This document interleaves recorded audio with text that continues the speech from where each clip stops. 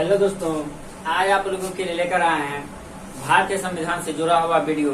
यानी कि आज से आपको बताएंगे फाउंडेशन बेस, यानी कि पॉलिटी का आपको मतलब पूरा डिटेल से बताएंगे। तो चलिए आज शुरू करते हैं।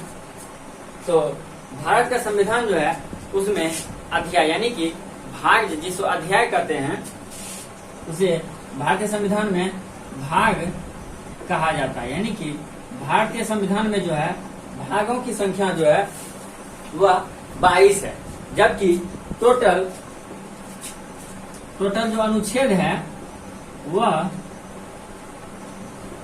395 है। 395 है, जबकि अनुसूची जो है उसकी संख्या 12। यानी कि भारतीय संविधान में 22 भाग 395 अनुच्छेद। और इस वीडियो में देखेंगे संविधान के भाग 1 यानी कि भाग 1 देखेंगे संविधान का, जिसमें संघ एवं राज्य के बारे में बताया गया। यानी कि भारतीय संविधान का जो भाग 1 में बताया गया है उसमें संघ एवं राज्य के बारे में बताया गया है। यानी कि भाग 1 संघ एवं राज्य, जो कि अनुच्छेद 1 से 4 तक है। यानी कि संविधान के भाग 1 में अनुच्छेद 1 से 4 तक है। तो अनुच्छेद 1 में कहता है, अनुच्छेद 1 में है जो भारत जो है क्या है, एक यूनियन है। यानी कि भारत राज्यों का संघ है। यानी भारत राज्यों का एक यूनियन है। यूनियन का हिंदी जो होता है उसका अर्थ होता है संघ। यानी कि भारत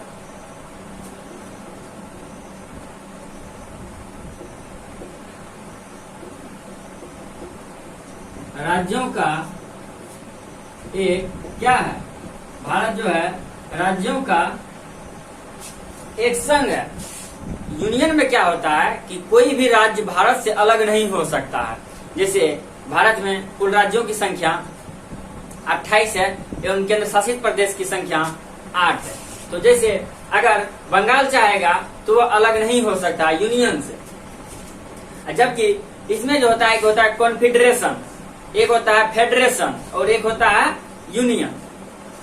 जैसे कि कॉन्फेडरल, यानी कि कॉन्फेडरल से क्या परिसंघ, कॉन्फेडरल का हिंदी होता है परिसंघ, जबकि फेडरेशन का हिंदी होता है संघ, और यूनियन का भी जो हिंदी होता है वह भी संघ होता है। यानी कि कॉन्फेडरल में जो राज्य शामिल होगा वो क्या होता है, वह अलग हो सकता है। यानी कि कॉन्फेडरल में जो राज्य शामिल होता है वह अपना थोड़ा थोड़ा शक्ति केंद्र को संघ को देता है और वह कहता है कि आप क्या कीजिए, देश को चलाइए। जो कि किसमें, कॉन्फेडरल में थोड़ा थोड़ा शक्ति देता है चलाने के लिए।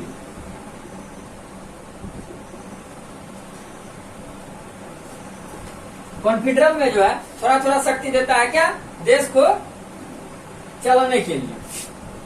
इसमें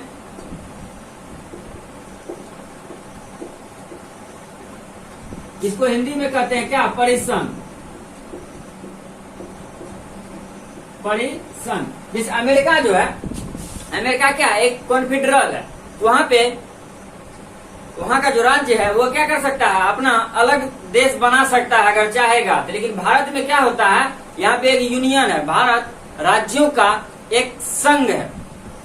यानी कि भारत जो है यूनियन है, जबकि अमेरिका में क्या है, कॉन्फेडरल। यानी कि वो अगर चाहेगा तो क्या कर सकता है, अलग हो सकता है। यानी कि अमेरिका में जो है, अमेरिका में अलग हो सकता है। यहाँ पे जो है परिसंघ है अमेरिका, यहाँ पे जो है यूनियन नहीं है। जबकि एक होता है फेडरेशन।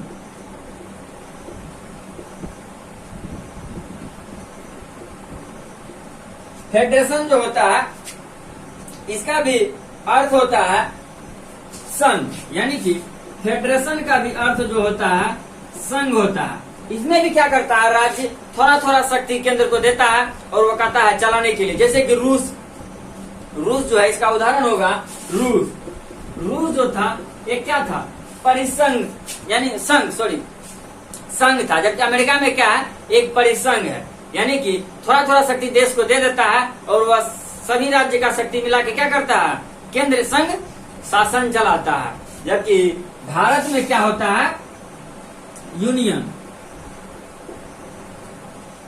यानी कि यूनियन का भी जो अर्थ होता है वह होता है संघ, जिसमें भारत, अगर भारत का कोई भी राज्य अगर चाहेगा अलग होने के लिए तो क्या होगा, नहीं हो सकता है। क्योंकि क्या है कि भारत में जो है, भारत एक यूनियन है, यानी कि भारत एक राज्यों का संघ है। तो कोई भी देश राज्य अगर भारत से अलग होना चाहेगा वो नहीं होगा। कहे कि भारत जो है एक राज्यों का यूनियन है। एग्जाम में रहेगा भारत राज्यों का क्या है, तो भारत राज्यों का एक यूनियन। तो अब देखेंगे संविधान के अनुच्छेद 2।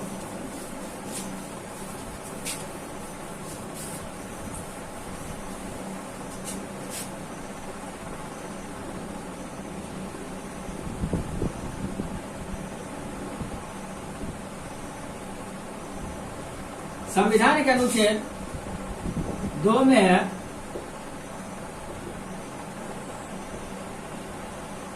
कि भारत किसी भी विदेशी राज्य या छोटा सा क्षेत्र को मिला सकता है। यानी कि भारत किसी भी विदेशी क्षेत्र या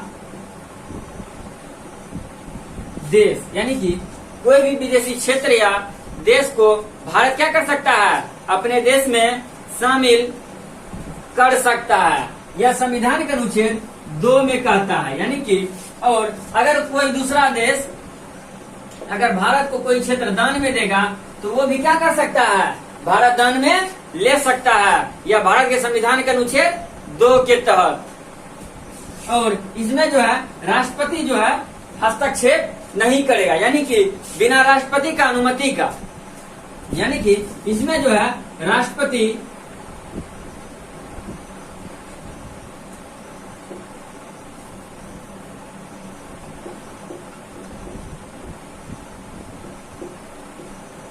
राष्ट्रपति का अनुमति का जरूरी नहीं है। यानी कि संसद अगर पारित कर देगा लोकसभा राज्यसभा में तो इसमें क्या हो सकता है, भारत कोई भी क्षेत्र को अपने क्षेत्र में मिला सकता है। और साधारण बहुमत से इसमें जो है 2/3 का जरूरी नहीं पड़ता है, सिर्फ साधारण बहुमत से आप पारित कर दीजिएगा तो आप किसी भी देश को, और जो स्वेच्छा से, यानी कि किसी को आप जबरदस्ती नहीं मिला सकते। अगर कोई स्वेच्छा से मिलना चाहता है भारत में, या कोई देश कोई क्षेत्र दान में भारत को देगा तो वो क्या करेगा, भारत में शामिल कर लेगा। यह संविधान का अनुच्छेद 2 के तहत। और अनुच्छेद 3 में कहता है,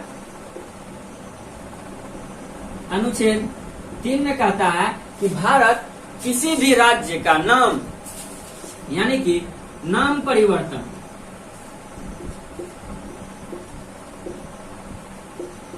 नाम में परिवर्तन, सीमा क्षेत्र को बदल, नाम से क्या कर सकता है, नाम में परिवर्तन कर सकता है, सीमा क्षेत्र को बदल सकता है, एक राज्य से दूसरे राज्य को अलग कर सकता है, एक राज्य से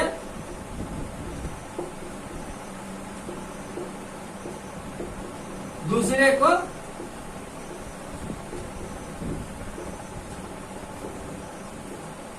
अलग कर सकता है। यह भारतीय संविधान के अनुच्छेद 3 में दिया गया है कि भारत यानी संसद अपने राज्य, अपने क्षेत्र में जो है किसी भी राज्य का नाम में परिवर्तन, सीमा में परिवर्तन, एक राज्य से 2 राज्य को अलग कर सकता है, और 2 से 2 राज्य को एक में मिला भी सकता है, या एक नया राज्य का निर्माण। यानी कि अगर भारत में कोई नया राज्य का निर्माण करेगा तो वह संविधान के अनुच्छेद 3 के तहत करेगा। यानी कि जैसे बिहार और उत्तर प्रदेश है, बिहार का कुछ हिस्सा और उत्तर प्रदेश का कुछ हिस्सा मिला के एक नया राज्य का निर्माण कर सकता है। जैसे बिहार से झारखंड को अलग किया गया था 2000 ईस्वी में, तो यह संसद को अधिकार है कि वह एक नया राज्य बना सकता है, किसी भी राज्य के सीमा क्षेत्र में परिवर्तन कर सकता है और नया राज्य बना सकता है। यह भारतीय संविधान के अनुच्छेद 3 में कहा गया है, जबकि अनुच्छेद 4 कहता है कि अगर संसद 2 या 3 पे कानून बनाएगा, जबकि अनुच्छेद 4 में लिखा हुआ है कि अगर संसद 2 या 3 में, अनुच्छेद 2 या 3 में अगर कानून बनाएगा तो क्या होगा, राष्ट्रपति उस पर हस्तक्षेप नहीं करेगा, यानी कि राष्ट्रपति जो है उस पर हस्तक्षेप नहीं कर सकता है। यानी कि जब संसद अनुच्छेद 1 और 2 और 3 में जब कानून बनाएगा, यानी कि अनुच्छेद 1 में कहा गया है भारत राज्यों का संघ है और अनुच्छेद 2 में कहता है कि भारत किसी भी विदेशी राज्य या क्षेत्र को मिला सकता है जो स्वेच्छा से मिलना चाहता है, या और किसी भी देश अगर भारत को कोई क्षेत्र दान में देगा तो भारत संविधान के अनुच्छेद 2 के तहत शामिल कर सकता है। तो अगर 2 और 3 में अगर संसद कोई कानून बनाएगा तो उसे राष्ट्रपति की जरूरत नहीं पड़ती है, क्योंकि जब संविधान संशोधन इसे नहीं माने, जब 368 के तहत कोई भी संशोधन किया जाएगा तब उस पर राष्ट्रपति का अनुमति लेना जरूरी होता है। यानी कि 368 में जब कोई परिवर्तन होगा तो उसमें राष्ट्रपति का हस्ताक्षर जरूरी होता है। लेकिन जब 2 और 3 में अगर कोई कानून बनाएगा संघ यानी केंद्र सरकार, तो उसमें राष्ट्रपति का जरूरी नहीं है और राष्ट्रपति इसमें हस्तक्षेप नहीं कर सकता है। जबकि ये जो पारित होगा ये साधारण बहुमत से, यानी कि इसके लिए विशेष बहुमत का जरूरी नहीं पड़ता है। यह जो है साधारण बहुमत से यह पारित होता है। तो दोस्तों, यानी कि आपको इस वीडियो में जो बताए एक बार इसको फिर से रिकॉल करते हैं। यानी कि भारतीय संविधान में 22 भाग है, 395 अनुच्छेद है।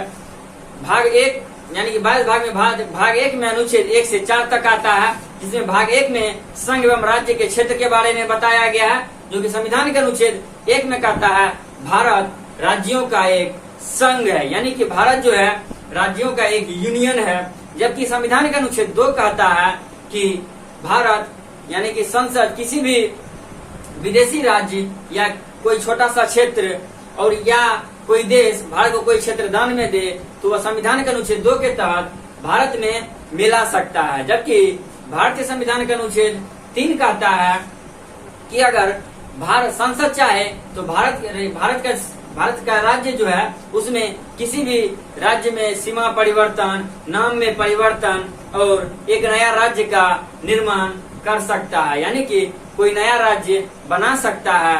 यह संविधान के अनुच्छेद 3 में कहता है और अनुच्छेद 4 में कहता है कि अगर संसद 2 और 3 पे कानून बनाएगा तो उस पर राष्ट्रपति की अनुमति की जरूरत नहीं पड़ती है। यानी कि 2 और 3 पे अगर कानून बनाएगा तो उसमें राष्ट्रपति की अनुमति का जरूरी नहीं है, यानी कि बिना पूर्व अनुमति के आप कानून बना सकते हैं। संसद को यह अधिकार है। दोस्तों, अगर यह वीडियो मेरा अच्छा लगा होगा तो मेरे चैनल अतुल GS पॉइंट, मेरे YouTube channel Atul GS point को लाइक कीजिएगा, सब्सक्राइब कीजिएगा और कमेंट में जरूर बताइएगा कि यह वीडियो आपको कैसा लगा।